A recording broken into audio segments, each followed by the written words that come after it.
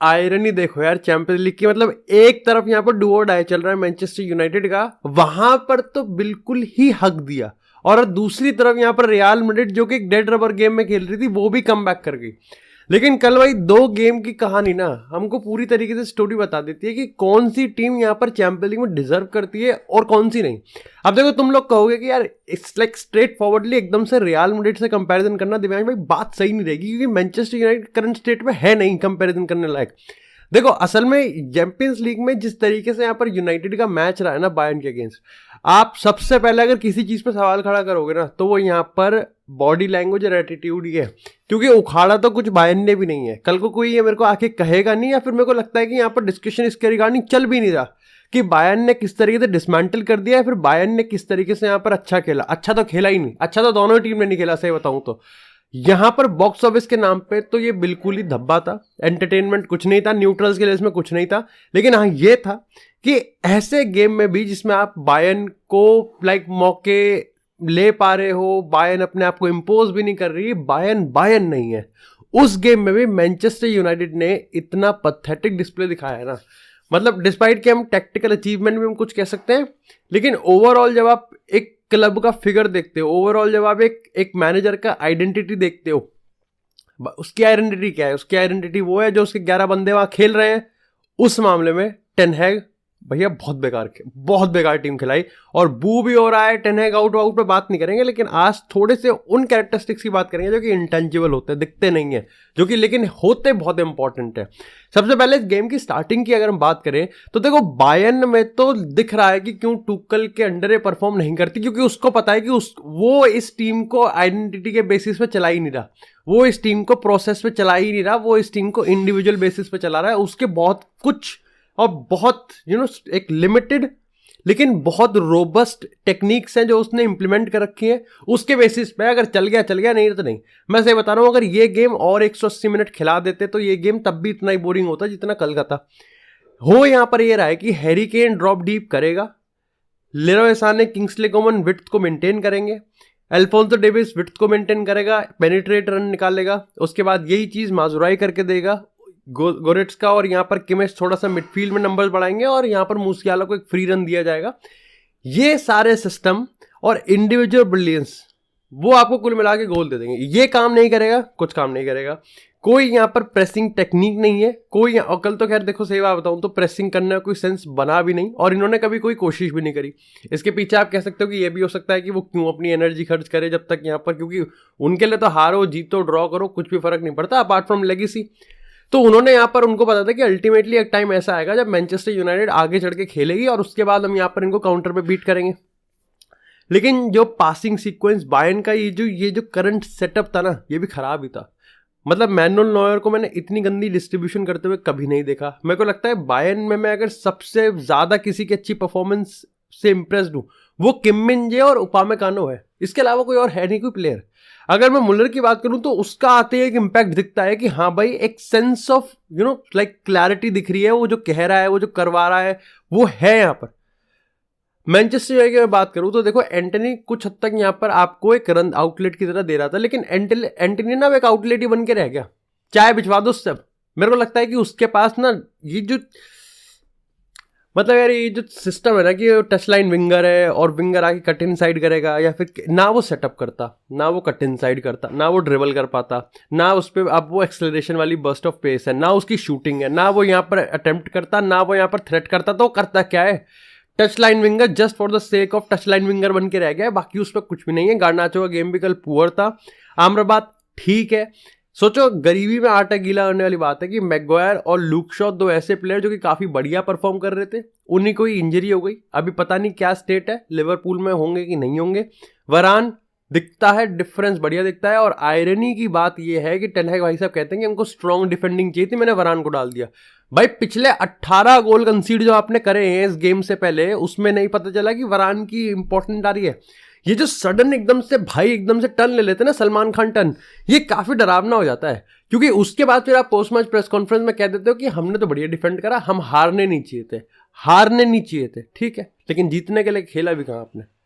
मतलब मेरे को समझ में नहीं आ रहा कि डू और डाई किसके लेता है, दोनों में से किसके लेता है।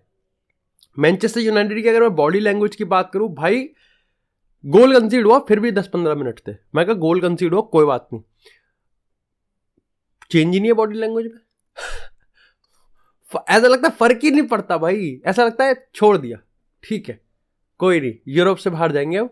ये जो सबसे बड़ी चीज मेरे को खराब लग रही थी ना, वो यही थी कि इस टीम में ना कॉम्पिटिटिव स्पिरिट खत्म हो जाएगी अब, क्योंकि वो फ्री फॉल है ना, नया ओनर आएगा, ये प्लेयर्स तो जाने हैं, नए प्लेयर्स लेके आएंगे, टाइम लगेगा, नए सीजन में देखेंगे, यहाँ तो धी पिट गई। तो वो मेरे को लग रहा था कि कॉम्पिटिटिव स्पिरिट कल खत्म हो गया, कल का गेम सिर्फ और सिर्फ बॉडी लैंग्वेज और एटीट्यूड प्रॉब्लम पे है। होयलैंड गायब, स्कॉट मैकटोमिने नहीं चला ना तो नहीं चलेगा, स्कॉट मैकटोमिने नहीं चला कोई टीम नहीं चलेगी। स्कॉट मैकटोमिने का ना गोल आया ना शॉट्स ऑन टारगेट आया, कैसे आते? क्योंकि ओपामेकानो और किम मिन जे ने कुछ गलती नहीं करी, दो सेंटर बैक इतने क्लियर कट थे। अच्छा किमिच की अगर हम बात करें, किमिच एज ए नंबर 6 क्यों नहीं खेल सकता, ये कल मेरे को पता चल गया, क्योंकि एक्चुअली में अगर आप किमिच का रोल देखोगे ना, उसके पेस पे गेम नहीं चल रहा, उसके पेस से बहुत अलग गेम चल रहा है। किमिच का खेलने का स्टाइल बहुत अलग है, बायन का अलग पेस पे चल रहा है, तो किमिच हमेशा आउट ऑफ द प्लेस दिखेगा आपको। किमिच हमेशा एक ऐसा बंदा दिखे, कबाब मेल्ट नहीं दिखता, किमिच ऐसा लगता है कि इस टीम का ही नहीं, बाहर से कोई इंट्रूडर आ गया और जबरदस्ती खेल रहा है। किमिच को बॉल सर्कुलेट करने का टाइम नहीं है, पास मिस प्लेस पासिंग हो रही है, मुसियाला कोई कुछ नहीं कर रहा था, बल्कि हैरी केन के मैं बात बताऊं तो हैरी केन का वो पास बढ़िया था जो असिस्ट कर रहा था, किंग्सले कोमन का बढ़िया था, लेकिन हैरी केन के भी स्विच साइड जो थे ना वो बहुत बेकार थे, सही बताओ। यस वो ड्रॉप डीप करता है, एक एलीट क्रिएटर है, लेकिन बायर्न से तो कल मेरे को कुछ ऐसी चीज आई नहीं कि चैंपियंस लीग में इनसे डरने की क्या जरूरत है। बस हाँ ये है कि टूकल को पता है कि मेरे इंडिविजुअल प्लेयर्स जो है ना ये अपने आप में इतने एलीट हैं कि कुछ ना कुछ निकाल देंगे, तो मेरा सिस्टम ठीक है एज लॉन्ग एज कि मैं कंसीड नहीं करूंगा, जो कि मेरे सेंटर बैक यहाँ पर मेक श्योर कर देंगे। किम मिन जे की परफॉर्मेंस अच्छी आई थी, उपामेकानो की अच्छी आई थी, नॉयर एक डिसेंट सा गोलकीपर अब है, तो ठीक है अपना सेट है, अपना सेट हो जाता है, तो वो अपना खुश रह जाता है इसमें। टेन हैग के लिए चैंपियन लीग से बाहर होना एक बहुत बड़ी, मैं कहूँगा कि like it's a very very big embarrassment, बहुत बहुत बड़ी एम्बैरेसमेंट है। लेकिन कल का गेम किसी भी एंगल से, ब्रूनो फर्नांडिस मेरे को अच्छा लगा, काम कर रहा था, कोबी माइनो जब आया तो यहाँ पर आपको थोड़ी सी स्टेबिलिटी देखने को मिलती है, लेकिन ओवरऑल इस टीम में पथेटिकनेस की सारी हदें पार कर रखी हैं, नॉट ओनली बिकॉज की टैक्टिक्स खराब है, नॉट ओनली बिकॉज की यहाँ पर कोई स्ट्रैटेजी नहीं है, बिकॉज इन पे अब बॉडी लैंग्वेज भी नहीं है। अब तो क्वेश्चन भी करना पड़ सकता है कि क्या सही में ये टी शर्ट पहन रहे हैं, इनको पता है ना इन्होंने जर्सी पहन रखी है किसी क्लब की, या इनको लग रहा है कि इन्होंने यहाँ पर बिकनी पहन के घूम रहे हैं यहाँ पर। बट इसी के साथ अगर बात करें, ये it's irony dead rubber game की, जहां रियल मैड्रिड ने कमबैक कराया, करना भी नहीं था। अगर हार जाते तो मैं क्या कहता कि रियल मैड्रिड की लेगेसी पे थोड़ा सा डेंट पड़ गया कि गेम हार गया यार, आप रिकॉर्ड बना सकते थे। 2014 के बाद अब जाके पहली बार ऐसा हुआ है जब यहां पर रियल मैड्रिड ने अपने 6 के 6 गेम जीते, और उस टाइम लिवरपूल पे होम और अवे जीते थे। खैर क्रिस्टियानो रोनाल्डो एरा की कुछ बात ही और होती थी। चैंपियंस लीग में दो ही टीम ऐसी हैं, बायर्न और रियल मैड्रिड, जिसने 3 बार क्लीन स्वीप करा है ग्रुप स्टेज में। कार्लो एंसेलोटी ने जब ये कहा कि मैं रोटेशन करूंगा, लेकिन सिर्फ just for the sake of rotation नहीं करूंगा, मैं समझ गया भाई भाई भाई भाई कुछ करने वाला है, बाय दाल में काली की जगह दाल मखनी बनाने वाला है, क्योंकि जूड बेलिंगम को खिला दिया गया। अब देखो मेरे को प्रॉब्लम नहीं है, अगर कोच को लगता है कि जूड बेलिंगम को खेलना चाहिए, खामा खा के रेस्ट नहीं देना चाहिए, तो I don't have any problem with it. मेरे को प्रॉब्लम यहाँ पर सिर्फ इस चीज से है कि अगर आप कंसिस्टेंटली इस चीज को कह रहे हो कि हमारे प्लेयर्स थक रहे हैं, हमारे प्लेयर्स ये हो रहे हैं, ये वो गेम्स हैं जहां पर आप रोटेट कर सकते हो। अगर रियल मैड्रिड हार भी जाती क्या ही कर लेते, 2.5 मिलियन ऑन द लाइन थे, लेकिन मेरे को लगता है कि रोटेट भी कर लेते तब भी रियल मैड्रिड गेम निकाल लेती, क्योंकि जो गोल थे वो अवॉइडेबल थे। मैं रियल मैड्रिड का गेम ऐसे देख रहा था कि इस गेम में सिर्फ इतना देखना है कि हमारी जो बी टीम है, जो कि थी नहीं, ए टीम ही खेलती थी कुछ हद तक, 4-5 प्लेयर हमने बाहर बैठा रखे थे, वो किस तरीके से खेलेंगे, वो किस तरीके से यहाँ पर अवे फिक्सचर में परफॉर्म करेंगे।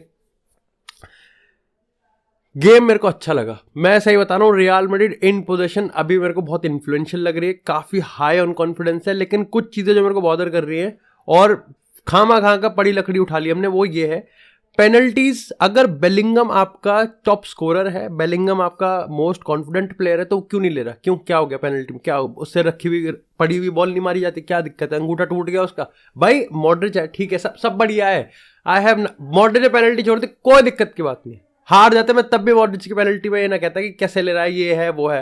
आई एम जस्ट सेइंग, अगर बेलिंगम आपका सबसे कॉन्फिडेंट प्लेयर है and you don't have a penalty specialist, तो उसको क्यों नहीं दे रहे भाई? ये सारे के सारे, अगर कैपा अगली बार पेनल्टी ले ले मैं चौंकूंगा नहीं, दूसरी चीज, बेलिंगम ने येलो कार्ड उठा लिया, यानी कि एक येलो कार्ड दूर है सस्पेंशन के।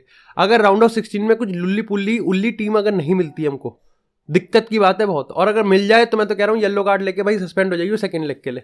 जोसे मोरिनो स्टाइल अपना दिमाग लगाइए।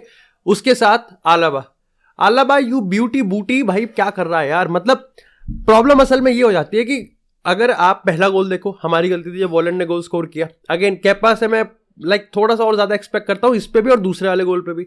लेकिन अगर दोनों गोल्स को आप एक बार कंबाइन करके देखोगे तो प्रॉब्लम अभी भी वही है जो मैं कंसिस्टेंटली पिछले कुछ टाइम से कहता हुआ आ रहा हूँ कि रियल मैड्रिड टैक्सी खेल रही है। सिर्फ एक दिक्कत की बात है, आउट ऑफ पोजीशन डिफेंस हिल डुलाने लगता है, एकदम से केओस सा मच जाता है उस केओस में, और वो केओस कभी हमारे काम आता ही नहीं है, डिफेंस में तो कभी नहीं आता। इसलिए कामाविंगा चुआमेनी की बहुत सख्त जरूरत है, सख्ती से जरूरत है भाई। उसके अलावा मेरे को लगता है कि जिन जिनको अपॉर्चुनिटी दी गई उन्होंने सीज करी। जोसेलू के 2 गोल है, बेटर है। यस, जोसेलू से मैं इतने टाइम से जो एक्सपेक्ट करता हूँ कि एक स्ट्राइकर कर दे भाई, ये कर दे। रियल मैड्रिड ने आज करा, उसके लिए चांसेस बनाए, उसने बरी करे। प्रॉब्लम ये है कि वो सिर्फ यही कर पाएगा इस चीज को, क्योंकि इस टाइप के सेंटर बैक्स उसको वीक इन वीक आउट नहीं मिलेंगे, अच्छे सेंटर बैक्स मिलेंगे। लेकिन अगर वो अपने एक्सजी को ऐसे ही जस्टिफाई करता रहा तो भाई जोसेलू बहुत बढ़िया काम कर सकता है अगर इस स्ट्रैटेजी से खेलते। क्योंकि कल हम थोड़ा कॉम्बिनेशन यूज कर रहे थे, रॉड्रिगो ने भी चांस मिस करे थे, सब हुआ था। लेकिन रियल मैड्रिड इस लेवल पे मेरे को लगता है कि आउट एंड आउट फेवरेट नहीं है। लेकिन आप यहाँ पर डेफिनेटली रियल मैड्रिड को मैं पहली बार कहूंगा कि इस सीजन में शायद से आई एम गोइंग टू से it first time, legacy wise भी आप कभी उसको इग्नोर नहीं कर सकते, लेकिन टैक्टिकली भी आप उसको इग्नोर बिल्कुल भी नहीं कर सकते। जिस रियल मैड्रिड पेस पे अभी चल रही है, जहां कामाविंगा नहीं है, जो इतने मेजर प्लेयर हमारे गायब हैं, उस पेसिस पे भी हम यहाँ पर रिजल्ट्स को ग्राइंड कर रहे हैं, ये भाई बहुत बड़ी बात है। और उसके लिए मेरे को लगता है कि स्क्वाड की यूनिटी, हमारा जो पूरा मोराल है, हमारा जो मोटिव है और हमारा जो मैनेजर है भाई, उसको पूरी तरीके से बैक करना चाहिए, उसको पूरी तरीके से भाई उसकी तारीफ होनी चाहिए। बाकी thank you so much guys for watching this episode. अगर आपको एपिसोड पसंद आया तो एपिसोड को लाइक करें, चैनल को सब्सक्राइब करें। आपको इसी तरह फुटबॉल से रिलेटेड एक्सक्लूसिव कंटेंट चैनल में मिलता रहेगा। तब तक के लिए stay tuned, stay safe and I will see you at the next episode.